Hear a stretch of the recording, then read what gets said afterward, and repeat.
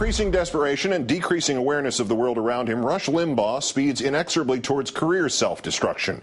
There may be some politicians and some advertisers happy to be associated with undeniable racism, but the ones who aren't will probably let this be known, one contract non-renewal and one repudiation at a time.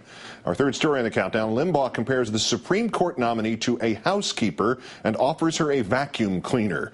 Meantime, the American public, comfortably ahead of this nonsense, views her more favorably than other recent Supreme Court nominees. Boss Limbaugh in a tizzy because Judge Sonia Sotomayor revealed in documents provided to a Senate Judiciary Committee that she is a member of a professional organization for women called the Belizean Grove.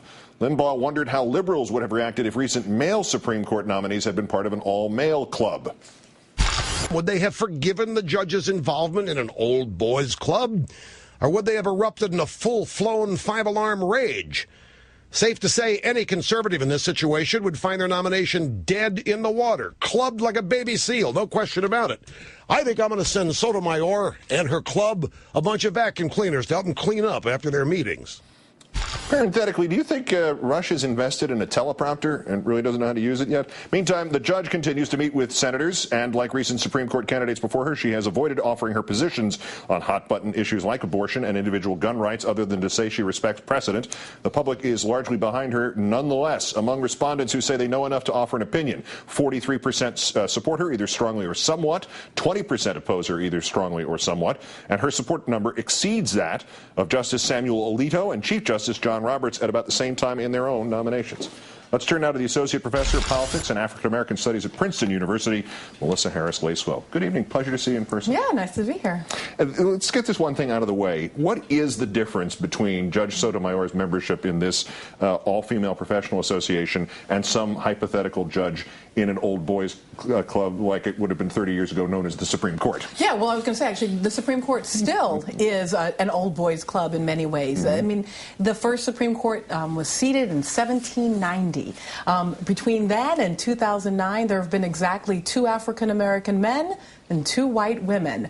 And over those years, they've made decisions on slavery, immigration, gun rights, every important thing that governs who we are as a democracy. So I think the real anxiety, the real issue that is emerging here is this sense of how dare a woman of color imagine herself part of a group that will make decisions not just about women, not just about people of color, but about everyone in the country.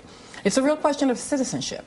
And also this idea of being a member of a club or an organization dedicated to professionals in a field who represent a group that has been in some way discriminated against, harassed. Very few men over the years have had some sort of economic situation where they were paid less for the same work that some woman was doing down the street. There is still some sort of compensatory part of society that when you equate an all-men's club and an all-women's club, it doesn't make any sense unless you deliberately leave it out of the equation. Well, certainly. I mean, it's a kind of flatness that the right likes to do so that we can talk about it as though it's all fairness, all identity groups. But maybe Limbaugh hasn't noticed that, for example, there are very powerful Republican women's groups. Republican women are some of the most organized political women in the country. They get together with just other Republican women and talk about Republican women things all the time. I mentioned this with the vacuum cleaner line. This is quite serious. 28 years ago, and the way the story was told to me by a witness, the great comedian Paul Lynde, who was on the Hollywood Squares and towards the end of his career and in fact the end of his life, made a joke that involved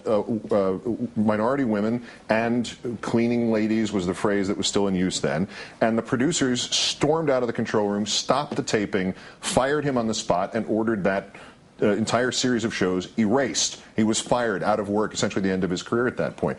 Why is that not happening here? Is there something more important about 1981 Hollywood Squares than 2009 political discourse on the radio? Well, maybe, but I got to say, as a tenured professor who says outrageous things on Twitter usually 10 times a day, I'm sort of pleased that we can't just be fired for saying even completely outrageous and awful things. I'll also say that I think the big key is not so much what Limbaugh utters, but how we react as a public. When I teach lynching to my students, the most interesting part of the lynching photographs is that everyone is standing there and facing the camera, perfectly proud to be part of this. What's exciting about Limbaugh's outbursts is that white men with television shows say things like, this is completely appalling. Let's bring a young black woman on to talk about how appalling it is. So everything is not okay, but we are in a fundamentally different place, and the fact that so much of the American populace rejects it is, for me, part of what we ought to be focusing on. It's a thick, old tree, and it takes a long time to cut them down, especially if there's a forest full of them. Yes, and when the Senate is apologizing for slavery on the same day, you know, I mean, it's progress. It's not the end point, but it's progress in an important way. Amen. Melissa Harris-Lacewell of Princeton University, thanks for coming in. Sure.